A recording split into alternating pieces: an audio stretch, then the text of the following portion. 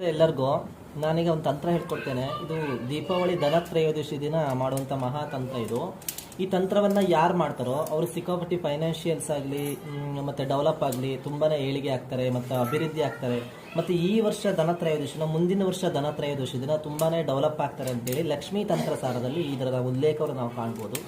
ನೋಡಿ, ಇದೊಂದು ಶ್ರೀಚಕ್ರ ಸಿಗುತ್ತೆ, ನಿಮಗೆ ಎಲ್ಲ ಕಡೆ ಸಿಗುತ್ತೆ, ಎಲ್ಲ ಒಂದು ಗ್ರಂಥಿಕೆ ಅಂಗಡಿಯಲ್ಲಿ ಇದು ಲಭ್ಯ.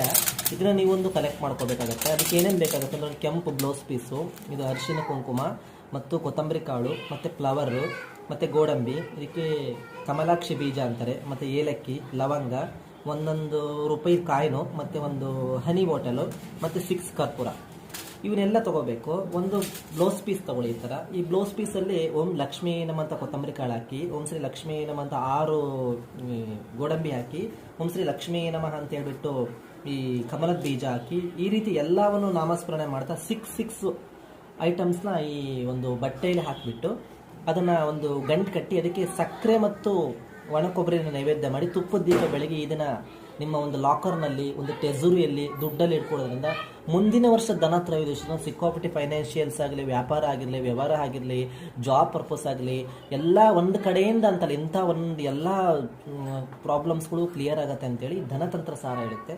ಇದನ್ನು ಮಾಡ್ಕೊಳ್ಳಿ. ಧನತ್ರಯೋದಶಿ ನಿಮಗೆಲ್ಲರಿಗೂ ಶುಭವಾಗಲಿ.